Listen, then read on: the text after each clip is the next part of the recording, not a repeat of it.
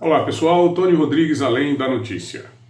Niterói, no estado do Rio, é a primeira das grandes cidades brasileiras a decretar o chamado lockdown, palavra que virou moda com o advento do Covid-19.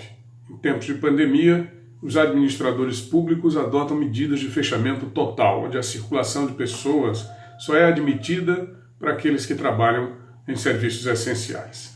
A medida está sendo estudada em todos os municípios do Rio de Janeiro pelo governador Wilson Witzel, alegando que o número de casos é muito grande diante da capacidade que tem a estrutura de saúde pública do Rio. Quase 1.000 pessoas aguardam oportunidade para adentrar os leitos de UTI no estado fluminense. A primeira capital a adotar o lockdown foi São Luís, no Maranhão, mas a fiscalização não vem sendo feita a contento, de modo que nas áreas nobres da cidade o que se pode verificar é realmente o fechamento, é realmente o isolamento total da população, enquanto que na periferia uma grande maioria do povo está dando o seu jeitinho de circular como se nada estivesse acontecendo. Parece que as pessoas ainda não entenderam. Elas acham que esse noticiário é uma coisa que diz respeito a uma conspiração política, uma coisa isolada do Brasil, quando na verdade não é. É uma questão mundial, muito séria e que precisa do engajamento de todos. O governo de São Luís já disse que é preciso atingir 80% da população o fechamento das atividades e da circulação.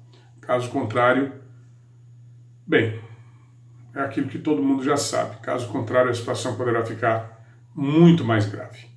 No tocante ao governo federal, o presidente Bolsonaro defende a abertura gradual das atividades em função dos empregos. Ele diz que é preciso preservar os empregos e mais de 10 milhões de empregos já se perderam durante agora o regime da pandemia, provocado pela pandemia. Tanto que ele realizou uma marcha entre o Palácio do Planalto e o prédio do Supremo Tribunal Federal, onde ali esteve com vários representantes de entidades empresariais de diversos estados brasileiros para tentar sensibilizar os ministros do Supremo Tribunal Federal com relação a medidas judiciais que permitam a reabertura lenta, gradual e segura das atividades comerciais, uma vez que o fechamento é determinado por prefeitos, governadores e o presidente da República nada pode fazer. Ele precisaria do apoio do Supremo Tribunal Federal, segundo suas declarações e declarações de seus assessores mais próximos, para garantir que essa reabertura acontecesse. Uma outra questão que aconteceu no âmbito do governo federal foi a ameaça de demissão do ministro da Educação, Arthur Weintraub. Ele entrou em rota de colisão com os políticos do Centrão, que já conseguiram derrubar, em parte, o ex-ministro da Justiça, Sérgio Moro. Foi sempre um grande desejo dos políticos do Centrão, que estão amealhando cargos no segundo e no terceiro escalão, é onde as coisas realmente acontecem, é onde os recursos são liberados para os estados. Elementos como Arthur Lira, como Ciro Nogueira, como Valdemar da Costa Neto, como Roberto Jefferson, hoje tomam de conta de postos estratégicos, de posições estratégicas dentro do governo federal. Num troca-troca seria o pagamento do presidente para se manter, uma vez que existem mais de 20 pedidos de impeachment contra ele. E o ministro da Educação ousou questionar uma das indicações e dizer que não aceitaria no FNDE, o Fundo Nacional de Desenvolvimento da Educação, uma pessoa do Centrão. E por isso recebeu o cartão amarelo do presidente. Portanto, ele agora está na marca do pênalti, como se diz, né? Praticamente na iminência de ser despejado do MEC. Ele só não foi demitido nesta quinta-feira por conta da intervenção do seu irmão, o Arthur Weintraub. No caso, Abraham Weintraub é o ministro da Educação. E o Arthur é assessor especial da Presidência da República e conseguiu demover o presidente Bolsonaro de praticar esta demissão.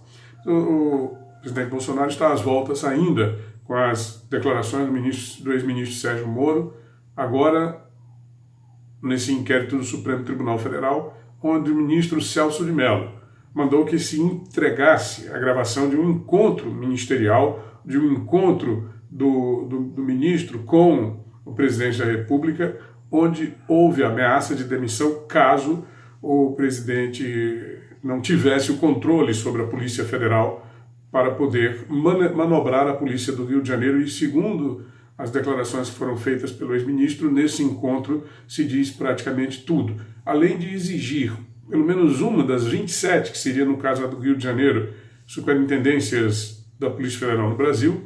O presidente também insinua a sua tentativa de utilizar a estrutura da Polícia Federal para obter informações privilegiadas sobre seus adversários políticos, fato que foi inclusive tentado através da ABIN, a Agência Brasileira de Instituição, na Polícia Federal, utilizando-se os meios de cooperação entre os dois organismos, e não foi obtido em função da própria política institucional da PF.